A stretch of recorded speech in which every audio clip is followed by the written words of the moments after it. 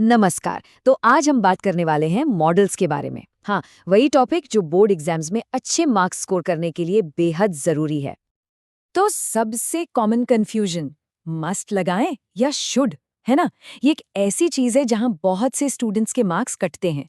पर घबराने की कोई बात नहीं है। ये जितना मुश्किल लगता है असल में है नहीं। और अभी हम मिलकर देखेंगे कि इसे कैसे सुलझाया जाए। अच्छा, तो सबसे पहले ये समझ लेते हैं कि आखिर ये मोडाल्स हैं क्या। देखिए, ये कोई एक्शन वर्ड्स नहीं है। ये तो बस मेन वर्ब में मतलब जो काम हो रहा है उसमें एक कह सकते हैं एक मूड या फ्लेवर डाल देते हैं। जैसे अगर कहा जाए आई रन तो ये एक सीधा साधा फैक्ट है। पर अगर कहा जाए आई कैन रन तो ये काबिलियत दिखा रहा है, और आई मस्ट रन ये एक मजबूरी बता रहा है। देखा, बस एक छोटे से शब्द ने पूरे सेंटेंस का फील ही बदल दिया। ठीक है, तो इससे पहले कि हम और डीप में जाएं, दो बहुत ही सिंपल लेकिन इतने पावरफुल नियम है ना कि ये आपके ग्रामर का पूरा गेम ही बदल देंगे। और सबसे अच्छी बात, ये लगभग हर मॉडल पर काम करते हैं। तो जरा ध्यान से सुनिएगा। तो ये रहे वो दो गोल्डन रूल्स। पहला, मॉडल के साथ कभी भी एस, आईएनजी या ईडी नहीं लगता, मतलब ही कैन्स या शी शुडिंग जैसा कुछ नहीं होता। और दूसरा रूल, मॉडल के ठीक बाद वर्ब का हमेशा फर्स्ट फॉर्म यानी कि बेस फॉर्म आएगा, बिना टू लगाएं। यकीन मानिए, सिर्फ इन दो रूल्स को याद रखने से ही एग्जाम में आधे से ज्यादा गलत ऑप्शन तो देखते ही बाहर कर दिए जाएंगे। चलिए अब आते हैं उस एरिया पर जहां सबसे ज्यादा कंफ्यूजन होता है, और वो है ऑब्लिगेशन यानी दायित्व। मस्ट, शुड और ऑट टू के बीच का जो बारीक सा फर्क है ना, उसे समझने के लिए चलिए एक सिंपल सा कंपैरिजन देखते हैं। हाँ, तो ये टेबल एकदम सब कुछ क्लियर कर देती है। देखिए, शुड जो है वो बस एक सलाह है, एक सुझाव, जैसे आपको और पढ़ना चाहिए। और टू थोड़ा गहरा है, ये एक नैतिक जिम्मेदारी है, मतलब जो दिल से आवाज आती है ना, वो वाली बात, जैसे हमें बड़ों का आदर करना चाहिए। और मस्ट, भाई ये तो एक पक्का नियम है, एक मजबूरी है जिसे तोड़ा नहीं जा सकता, जैसे ट्रैफिक रूल्स फॉलो करने ही होंगे। तो सबसे जरूरी बात क्या निकल कर आई? सेंटेंस का भाव, उसकी वाइब को पकड़ना है। क्या वो बस एक हल्की फुल्की सलाह है तो शुड यूज कीजिए। क्या वो एक बहुत ही सख्त रूल या कमांड है तो मस्ट आएगा। बस इस भाव को समझ लिया तो समझो आधा काम हो गया। यही सीक्रेट वेपन है। चलिए, ऑब्लिगेशन तो हो गया क्लियर। अब आगे बढ़ते हैं पॉसिबिलिटी और एबिलिटी की तरफ, मतलब संभावना और क्षमता। यहाँ हमारे पास है कैन, कुड, मे और माइट। तो इनका इस्तेमाल कब और कैसे करना है, आइए देखते हैं। ओके, ये चार्ट मे और माइट का कंफ्यूजन हमेशा के लिए खत्म कर देगा। देखिए, मे का मतलब है कि किसी काम के होने का अच्छा चांस है, मतलब 50-50 कह सकते हैं।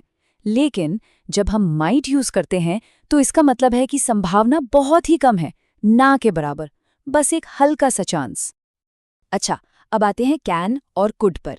कैन तो सीधी सी बात है, अभी की क्षमता बताता है, मैं ये कर सकता हूं। पर कुड के दो यूज हैं। एक तो पास्ट की एबिलिटी के लिए, जैसे जब मैं छोटा था तो तेज भाग सकता था।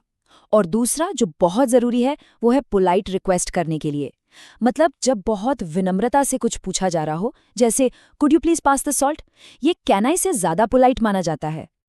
अब बात करते हैं विल और शैल की।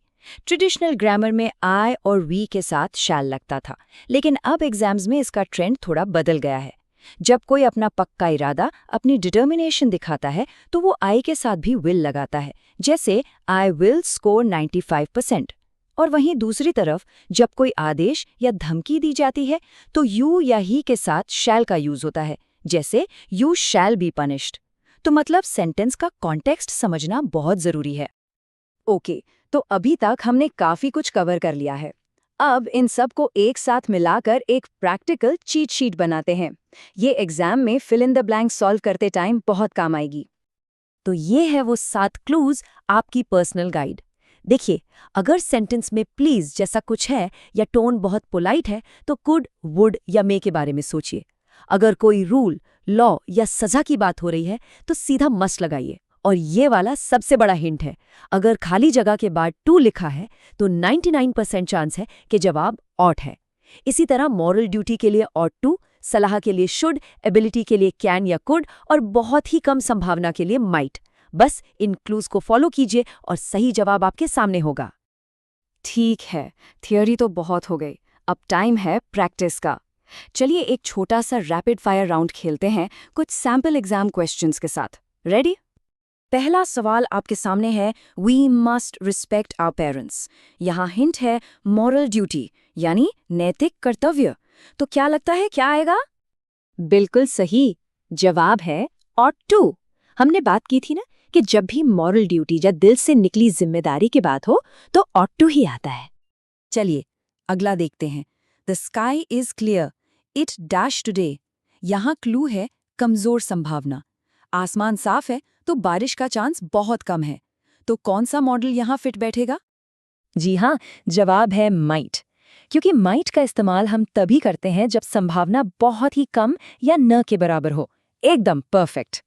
और ये रहा final question. You blank carry a driving licence while driving. यहाँ कीवर्ड है बाध्यता, यानी कंपल्शन। ये एक कानून है, तो क्या होना चाहिए जवाब?